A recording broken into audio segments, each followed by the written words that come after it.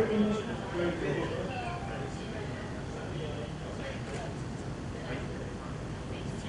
So, we're at the end of our break, so on to the next speaker, who's Oliver Kaufman, the Chief Internet Technology Officer, who will be joining us from Nairobi, Kenya, where we currently have the DNS forum taking place.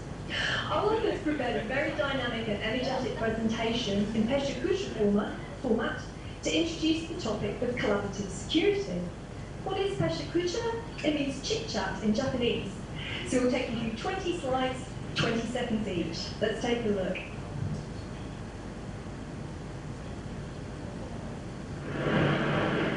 Hello, my name is Oliver Kaufman. I'm the Chief Internet Technology Officer at the Internet Society. And today, in a very strict format called Kucha, I'm going to talk about collaborative security. 20 images, 20 seconds each, about the Internet Society's approach to cybersecurity. When you look at the news, it's clear. Cybersecurity, that's a mess.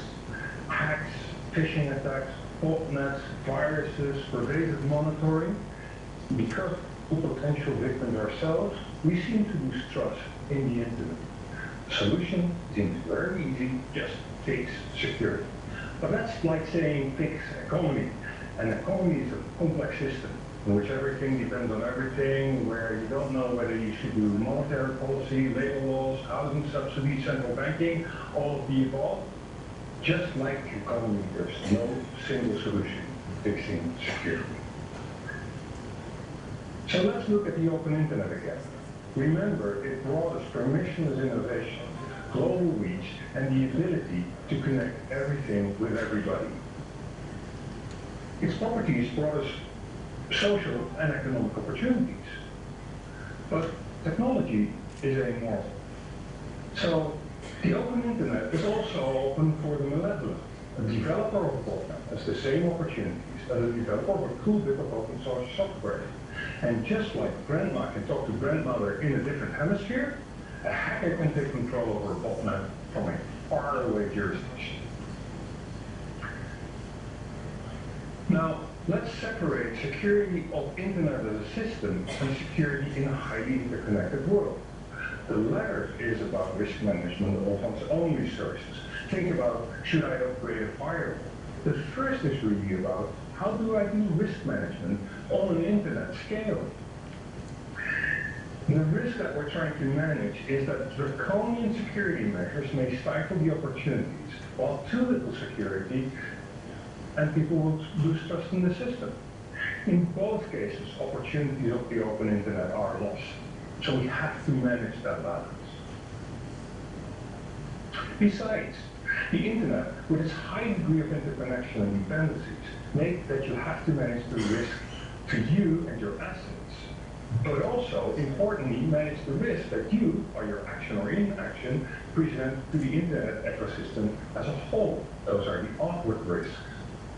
Additionally, some risks need to be managed by more than one individual, person, or institution. Collaborative security is not a solution. It's a set of guiding principles that help us keep sufficient trust. Those principles are probably not unexpected, as they are rooted in the Internet community's culture. There are 5 of them.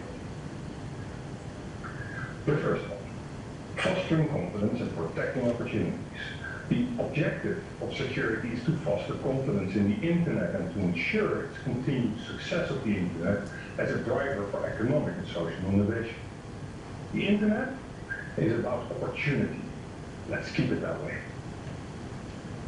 Second, collective responsibility. Internet participants share a responsibility towards the system as a whole. When you're on the Internet, you are part of the Internet. Your virus scanner does not only protect yourself against harm from the Internet, but also protects the Internet against a hostile takeover by a botnet. Fundamental properties and values. Security solutions should be integrated with fundamental human rights and preserve the fundamental properties of the Internet. The Internet inheritance. In other words, they should preserve global reach, the ability to connect individuals and networks, and preserve permissionless innovation. Evolution and consensus. If we were to redo the Internet from the start, we would build in security by design. But we can't rebuild the internet, we can only improve. That means that effective security relies on agile evolutionary steps based on the expertise of a broad set of stakeholders. Think globally, act locally. It's through voluntary bottom-up self-organization that the most impactful solutions are likely to be reached. This is really a reflection of the subsidiarity principle. Solutions should be defined and implemented by the smallest, lowest, or decentralized competent community, topical or geographical. So collaborative security is a paradigm and mindset to approaching internet security. By itself will not provide solutions. Taking action will provide the solutions, and that is where the community is involved. Not at this level. We see collaborative security at work all around us. There are hundreds of organizations in this field, starting from operational groups, standards organizations, individual coders, professionals, volunteers, and activists. There's no single entity that will solve internet security. Whenever you do security, you have to think about how do I contribute to protecting the system. So what does ISO do? The things that have our particular interest are the technologies that make the global internet tick. That is why we support the DNSSEC initiative and took a convening role in Global IP60 project. We're also particularly interested in the security of the routing system. That is where an initiative called MAX, that's what we support. We encourage network operators to sign up to a set of principles and take specific actions that will eventually lead to a more secure and stable routing system. The things that MAX asks are not profound, but operational motherhood and amplifying. In addition to agreeing to a set of principles, we ask network operators to prevent propagation of incorrect routing information, traffic with spoof source IP addresses, facilitate operational coordination between operators, facilitate validation of routing information on a global scale. This is only one example of collaborative security in action. I strongly believe that the Internet Society's membership can play a vital role in convening the right people for local action. Now it's over to you to think about what you can do to make the Internet more secure. Thank you. Well, that was very interesting in an original format, so thanks a lot, Olaf. And let's hear more from Olaf in Nairobi now on the security. Ja, thank you. Goedemorgen, good morning, guten Morgen, buenos dias, buongiorno, ni hao, quién dove, and of course, jambo. We're here in Nairobi talking about collaborative security. Collaborative security is a lot about taking action yourself. And here in Nairobi today is the third day of the African DNS Forum, where the operators of the DNS come together to talk about how they can build a sustainable, reliable DNS infrastructure. They talk about the market needs that are needed for that, but they also came together to talk about DNS security and what it takes to do responsible rollout of DNSSEC. This is on the agenda in the continent. In a continent where 20% of the users validate information on the DNS. And that's impressive news. This is good news. And it's not the only example of collaborative security. There are many initiatives going on. Just thinking about the Internet.nl initiative, for instance. An initiative where people test via a website whether SSL connections are okay, whether the email of their provider supports spam controls and IPv6. These are all examples of local actions to improve the security of the Internet as a system. We're going to go do a round of our local hubs, starting with some questions here from Nairobi. We're going to go to Amsterdam, and we're going to go to Hong Kong and Manila. But before doing so, I would like to switch over to Auckland to give them their point.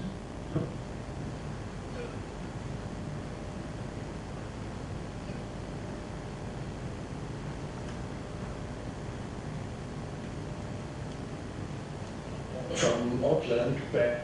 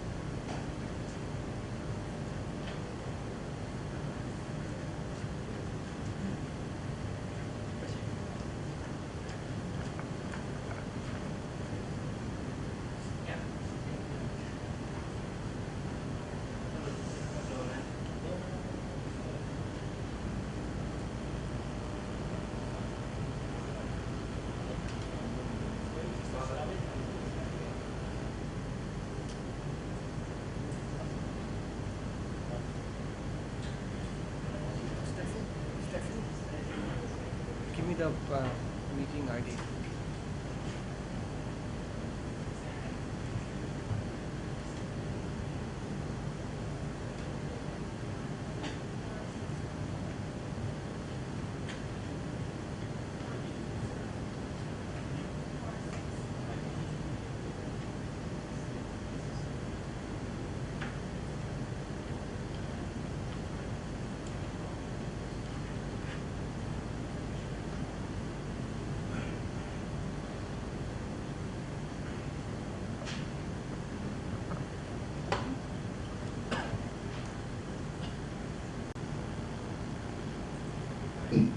Obviously, standardization is one of these things that is collaborative by nature, and the ITF has taken a set of very strong examples with regards about thinking globally about what is needed to regain trust in the internet as a system. One of the things that the ITF did, well, explain what the ITF did, Sean, after the Snowden revelation. So, I mean, even before that, though, right? So before the Snowden revelations came out, that when we did have a workshop, and it was this thing called Strength, and basically we decided to basically say that, you know, pervasive monitoring is actually an attack on the internet. So basically the idea is that to add more encryption at more places. Me and Eddie made a statement, I guess, last summer. But even before all that, years ago, there was actually an RFC that was put out, it's a request for comments, it's one of the standards that we produce, which basically said, you know, we're not going to, we're going to try to build better security from the get-go. So you'll see every RFC actually has security considerations. So we make protocol developers actually think about how the protocol gets developed and the security threats that are there and the things that they're going to do to mitigate them. And that's not to say that it's like their protocol is perfect, but they have to say it doesn't do this, and then somebody else can maybe later come along and fix it. There was also another RFC that was published that said, hey, use good security. We're not going to use like crummy security just for get-go. We're going to use as best or as good as possible. And then there was another RFC that was also published, I think, like multiple decades ago, that basically said that they're not going to develop protocols specifically to support lawful intercept. So we're basically going to develop good protocols, and that's pretty much how it's going to be. 1948, 84. Anyway, let's go back to the Nairobi hub here, because there are two people who have three.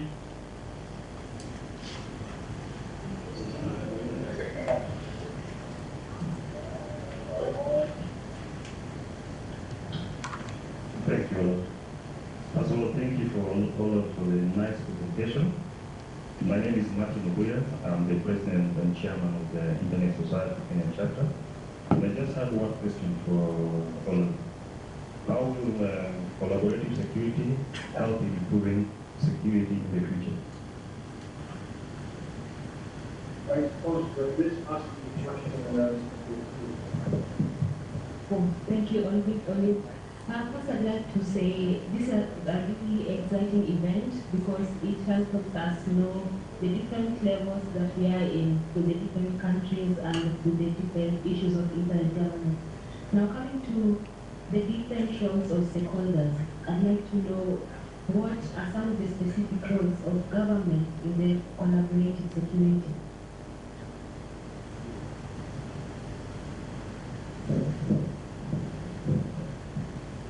Thank you for those questions. I could talk to them both. How will collaborative security help in the future? I think that collaboration between all parties involved is the only way that we maintain a balance between security that will enhance trust and overshooting in terms of the measures that we take to protect ourselves on the internet. The internet is about the society. It is almost in the, well, it's firmly in the name of our organization, but the internet itself is about the society, and obviously governments have roles in the society, if not alone to protect the civilians that live within their borders. That means that whenever there is a discussion about security issues, about cybersecurity issues, that the government is at the table, and that the government also involves and gets around the table the people who need to implement the measures. That is always very important. I think I answered the two questions in one go, and I see Sean waving his arm. So one of the things I think that the open collaborative process can actually bring in the future is the fact that it'll have more confidence in the standards that we develop. Because we do develop in an open way, and we have people from civil society, we have people from governments, we have independent people show up, we have people from big corporations. I mean, even at one of the most recent meetings we were at in, I guess in ITF in Hawaii, I kind of chuckled when somebody from civil society and somebody from a large national defense organization.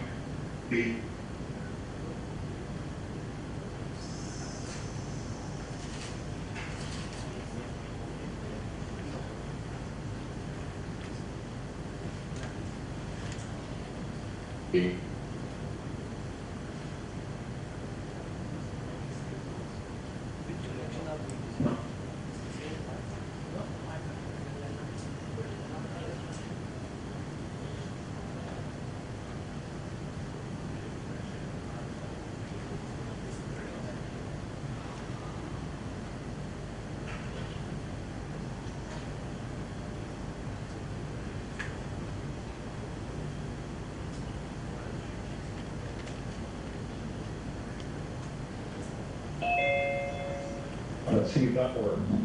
Yeah, well, we're here in Amsterdam. Thank you for your very inspiring speech and movie. Your star in that respect, I think. We have a question or remark from Michiel Leenaars, the director of the Internet Society in the Netherlands. Hi, Olaf. Great to see you there in Africa, and not in the same office building where we normally locate. I wanted to make a statement about the government involvement. In the Netherlands, there's a scientific council, the WNF. They just released a report a couple of ago where they stated that it should be a prime goal of our government to promote the open internet and to make sure that no bad thing happens to it, because it's global, vital for our global economy and for the Dutch economy as well. So, and we see that because the Internet.nl initiative that you mentioned is supported by the Dutch government. They are putting a lot of brain power and also some funding behind that, together with the other stakeholders. I wanted to point everybody to it because although it's called Internet.nl, it's actually a global resource. It's a great motivator. We see movement in the ecosystem, because you actually have a benchmark where you're saying the website I'm now looking at is not supporting IPv6 or is not supporting DNSSEC. And in fact, the website you are now looking at, if you're on the tool, the conference tool, it is not supporting IPv6 DNSSEC. And I checked, and it's very easy for me to check that, and to then send an email off to the organizer saying, look guys, we're just talking about this thing and we're not doing it. And that gives something concrete, because it shows a little red mark saying you're doing something that you're not doing something that you promised. So I want to invite everybody, we're willing to localize it to other languages. It's now English and Dutch, but if you come to us with a request to do it in French or Vietnamese, we're very willing to make that happen. And the final remark I wanted to make is that the internet is a lot about reuse, and we can talk about. I heard Sean say that we should get people, once they're in the DNS, to add name records. The internet is driven by reuse of open source.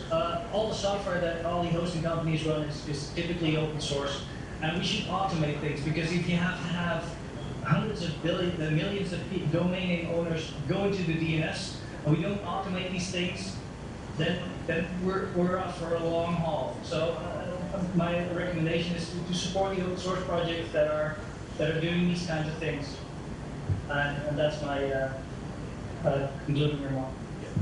Thank you, Michiel from the Netherlands. We had some intermittent connection problems and didn't catch the question, so I hope you will put that on the back channel. Over now to Hong Kong, which is online again, for their question. Hello. Hi, Olaf. This is Edwin from Hong Kong. We actually had a very good session this morning with panel and Q&A discussions, and just quickly. Isn't there, and they experience sort of the same problems as we might experience in here. Let's go to Manila. Okay. We can hear you.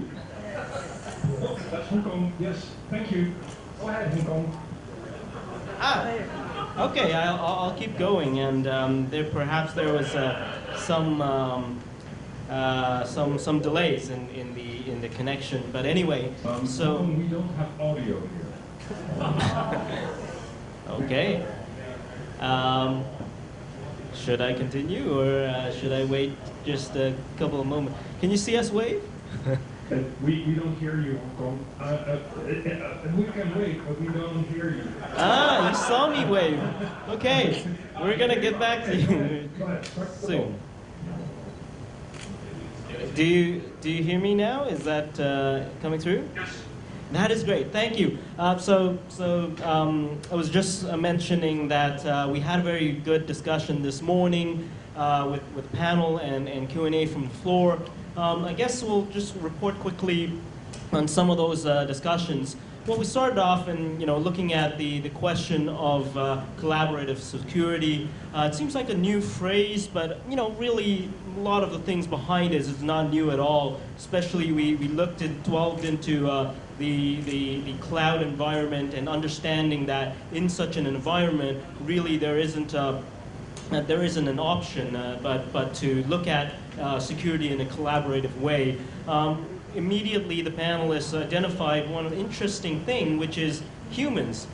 Humans are actually a very important part of the network, and sometimes we think that humans are the weakest link, unfortunately, but it's also a very important part of it, which then led us into a discussion on education. And we used to talk about media literacy. I think we need to talk also about security literacy in these days and going forward as well, which led us into discussing about developing standards and how important they are. And also building on the standards, indicators and measurements of how successful we are with security and with those indicators and with those standards. And based on all of that, a sense of shared responsibility. I think shared responsibility is repeated a number of times, and that's among users, corporates, governments, and really, which sort of led us into the discussion of the multi-stakeholder approach that we so dearly cherish in the internet governance area. And the key aspect there, really, I think Olaf, you mentioned, and a few others mentioned just now, is about building trust, building the sense of security for users and the sense of trust of the entire system. And that needs to come with balancing of, between the security and the rights of users, including privacy, freedom, other human rights. And that is, kind of a very important balance that can build trust. And that kind of led us to kind of touch on a subject about security by obscurity versus security by transparency, which is, I think, the important future, and the basis of collaboration needs to be built on open standards and need to build on transparency. And finally, we kind of thought that it's also important to identify champions that could advocate, advocate to not only system administrators, but also to other stakeholders, users, and so really, I think in terms of summarizing the discussion this morning, it's a lot about shared responsibilities, it's a lot about building trust. And I think one of the, really, the quote that this morning that I really liked was saying that attackers, those abusers, are collaborating. They are collaborating. So we, as defenders, really cannot afford to not collaborate. And I think that summarizes the sentiment around the room very well. And I don't know if we still have time to take a couple of notes from my panelists. But back to you, Olaf, first. If you have a little bit of time, we'll have another person. Yeah, I would like to shift on to Manila. Thank you for your remarks. Manila, I hope you're online. Good morning, good afternoon, good evening, Olaf and friends in ISOC. I would like to start off with going back a bit to connectivity, because that was the reason for the focus for our panel earlier this morning. Connectivity in the Philippines in terms of cost and quality. The Philippines, in the latest Akamai survey, turned out second to last. The last country on the list was Afghanistan. So it seems the Philippines is faster than Afghanistan. Slow internet has been a concern here in the Philippines for quite some time. So it's a good thing we were able to gather a panel that included our telecoms regulator, a representative from telecoms industry, and various civil society organizations. The problem of connectivity in the Philippines is multifaceted, but we were able to focus, for example, on the middle mile. That is to say, we have several landing stations, IGFs. We also have several last mile providers, but we only have a single private company pulling the national backbone, the middle mile, and it's not doing that job very well. Okay. Now, what does ISOC PH seek to do? We are concerned about slow internet, but we brought together people, multi-stakeholders from both government, private sector, and we have a number of students in the room. And what we seek to do is raise awareness, make them aware of the issue, the broader issue behind the headlines about slow internet. We also would like everyone to look more closely at the issue, and perhaps we can find ways moving forward. This task of gathering various people from various sectors is something that ISOC in the Philippines has also done in the realm of, for example, cybersecurity. We coordinate very closely with the global CERT. We engage with government, for example, law enforcement, and the Department of Justice. We have a representative from that department here today. And also with, again, the civil society organizations, the next stakeholders. In other words, what we seek to do is actually bring people together that seek to help us move forward and try to solve the problem.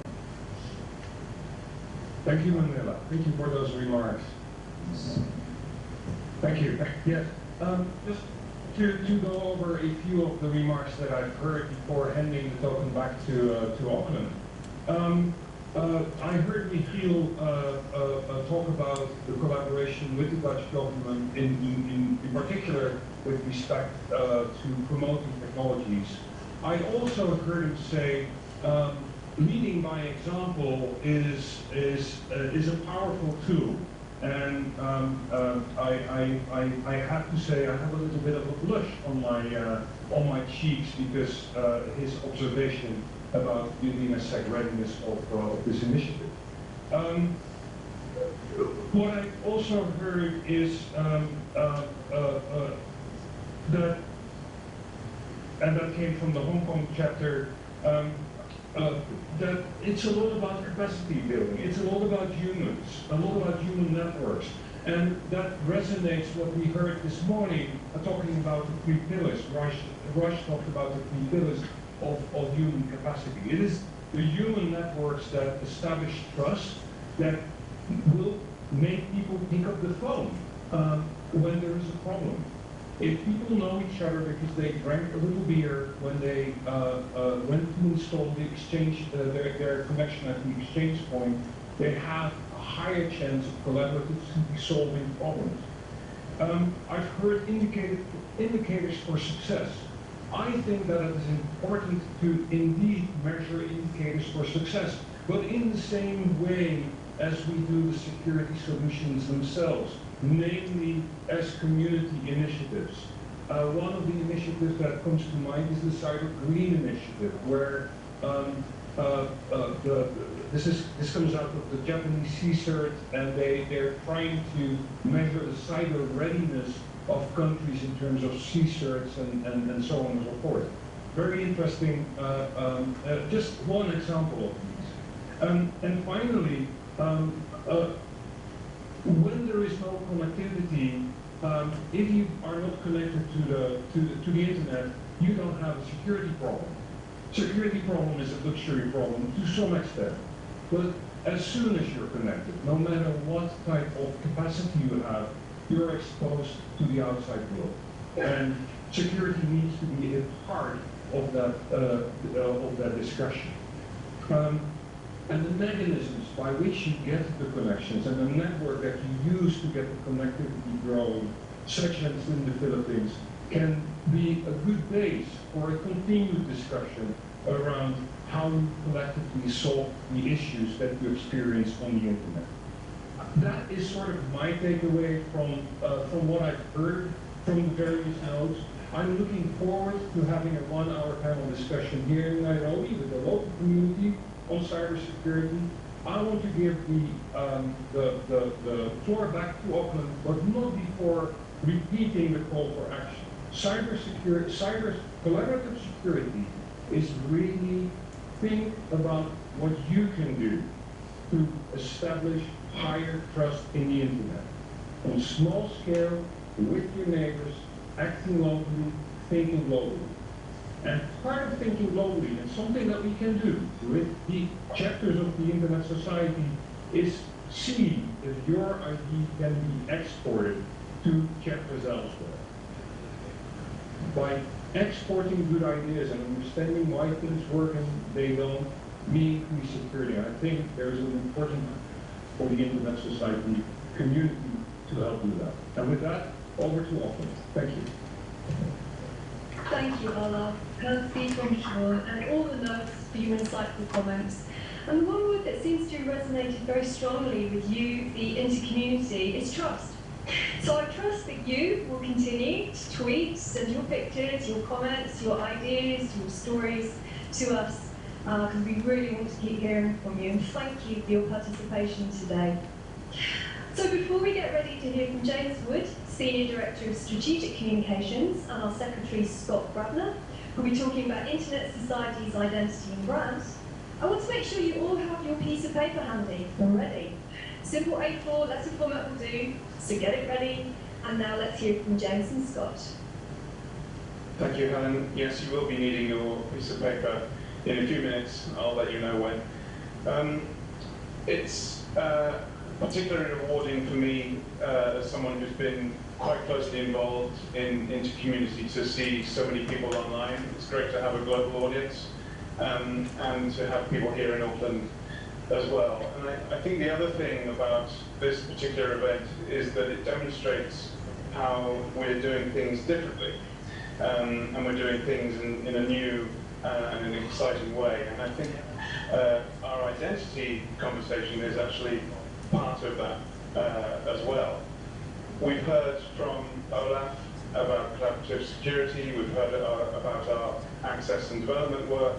We've heard about our internet governance work. And I think the sum total of all of that, for me, really amounts to a very compelling story. And this is where our focus on identity comes in that I think our identity work is really the vehicle and the key to being able to tell.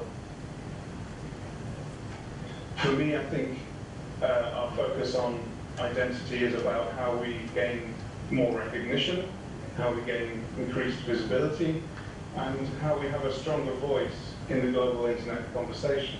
It's also very crucially about how we create clearer perceptions about who we are as an organization and what we stand for.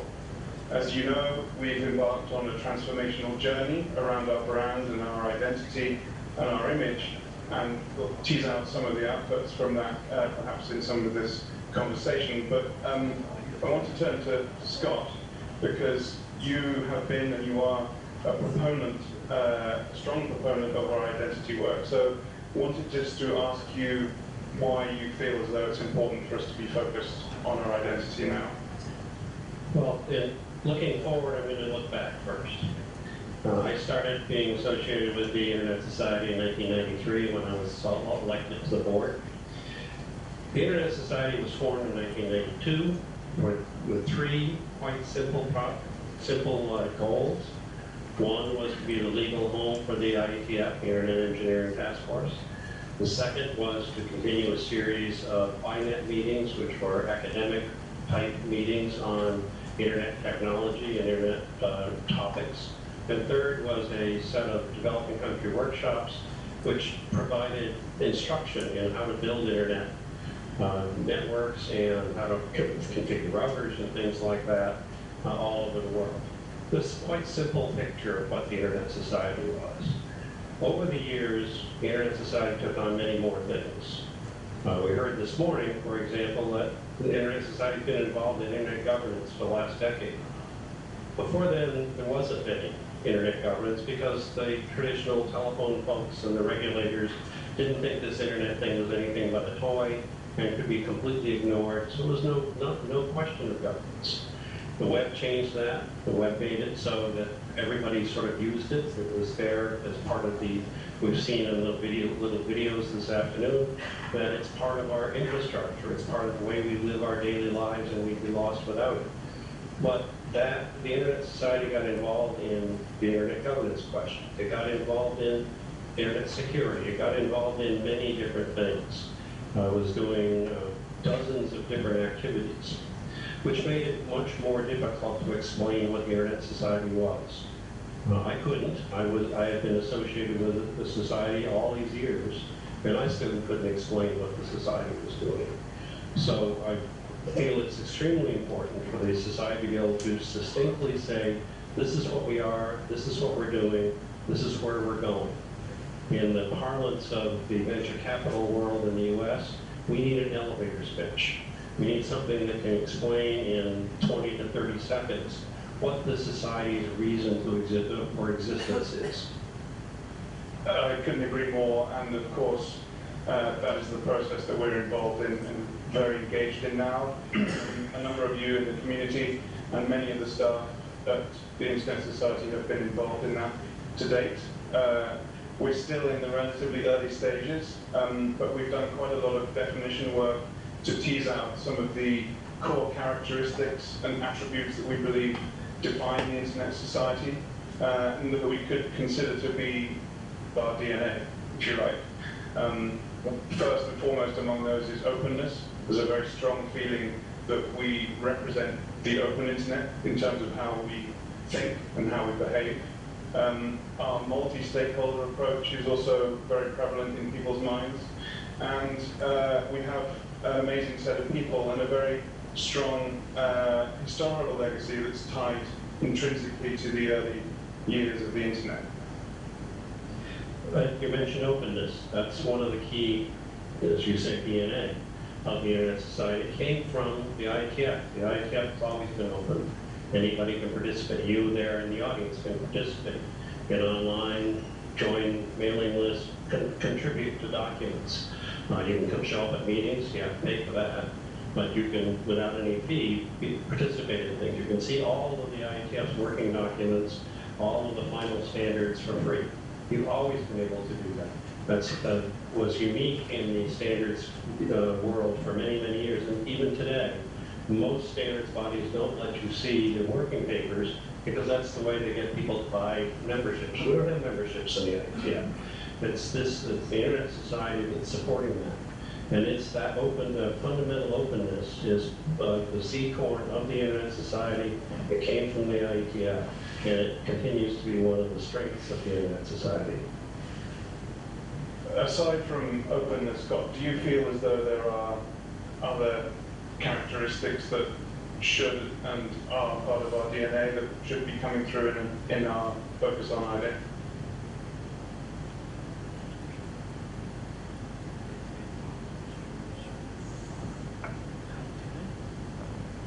Seems you're cut off. Let us know what are the key issues that you think that the Internet Society is. What do you think we are and what should be? This is a changing world. I said we started off simple, we got complex, we have to get simple again. We have to get simple at least in the way we describe ourselves. That doesn't mean that we get simple in what we do, but we need to know what to do. There's a lot of opportunity out there, and we need to simplify our approach to things. We can't do everything for everybody. We need to know what's important to you, and please let us know that. That's very interesting, because what you're describing is actually being shown up in the assessment and definition work that we're doing right now. One of the very strong realizations that's coming through is that as an organization, we need to simplify our language, but not our concepts. Beyond that, I will say, thinking about the community, I think there's a real opportunity here for our identity work to help us build a global community. If we have a stronger identity, that building mechanism will become easier. And secondly, I think we are in the process of building an identity that is fit for the community. So there are two aspects of the same thing there. And last but not least, I would just say that I think with a stronger identity, we have a stronger purpose and a stronger voice. And we can, you out there who are part of the Internet Society can tell others why you're part of it and what you believe that we're going to be doing for us, for the Internet, and for the world in the future. Great. So with that, I'd like to make a request actually to everybody.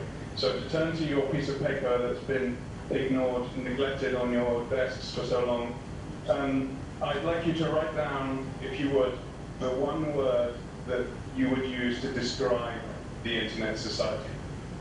Once you have written down your word on the piece of paper, leave the paper, and then please, to ensure that we are able to collect these words, because they will be fed into our identity process, could you please email them or send them on Twitter to the ICOM hashtag. The email address to use is mypicture@isoc.org, and we will gather those up, and of course we'll feed those into the branding and identity work that we're running. And with that, I'll probably hand over to Kathy. Well, this has been an enormously interesting 2.5 hours. I hope that you feel like I do, that you've just gotten a sort of the full scope of the kind of work that the Internet Society is doing on the most important issues that we are facing. While you're writing down that word, please do that and get it emailed right now as I'm speaking. I just want to reflect a little bit on what I have just heard. I think it's been an extraordinary day, and perhaps the most extraordinary thing as I just stood here and listened to Scott Wagner speak. You know, Scott was on the very first board of the Internet Society with John Postel. Second board, he always corrects me exactly. And he'll tell me exactly what date that happened as well. But just think about this, folks. You have just been able to sit and listen to Scott, who's been with us the longest, I think, of any of us now together, talk about the need for what? To change. that the world has changed, that the internet itself has not only endured, but has become more complex, that the issues around it are more complex, and that the need for the internet society has actually increased in many ways. But that we need to think it through. We need to understand how we respond in a very different world. Interestingly, as I listened to you over the last couple of hours, and as we engaged all day today with the board and with other parts of the world in the earlier part of our day, it became very clear to me that the path toward our own power, if you will, our ability to do work, is our interaction with each other. Because the internet is a global phenomenon, and we are a global phenomenon, we need to connect, we need to communicate, and we need to collaborate. And so I am just so pleased with this day, with InterCommunity 2015, and what I've seen sort of unfold before me. And that is the power of human beings connected with the most powerful technology in the world coming together to form a stronger internet society. I'm going to let Bob sort of give you his concluding remarks and then we'll wrap up. Thank you, Kathy. I believe we are clearly a global community. I mean, you can see it here. We've had people from all over the world talking in this session and the earlier session. It's just, I think, amazing. And we're, again, using the internet to do this. Our strength comes from our community. It consists of our members, our technical community, our organizations, and our chapters. And that's, I think that makes us unique in the world, that we have this broad measure, and all focused on improving the internet. This has been, I think, a wonderful and very successful experiment this event today, and we would definitely like to get your feedback on it, what worked, what didn't work, what could be better, different ways of doing it. And I think I and the board we're extremely happy with how well it's come off, and we would definitely think we should be doing it on a regular basis. And lastly, I really wanted to thank ISOC staff who put in an amazing amount of work all over the world to make this happen.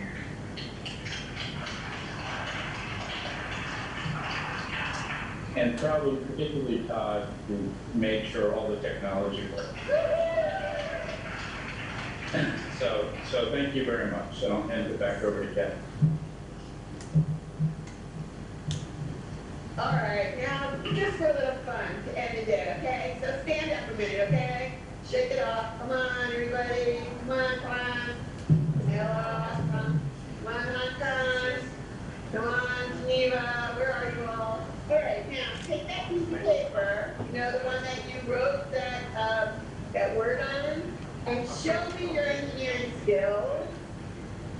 And let's make little airplanes, okay? Come on, a little fun now. A little fun now. You're the engineer guys, right? And gals, let's go. And you better fly when you have it done. All right, so let's remember that on this paper was the very word that you think describes the internet society. And what I want you now to do is to fly into the future, and let's promise ourselves that we'll be here again next year. Thank you, everyone. Fabulous day.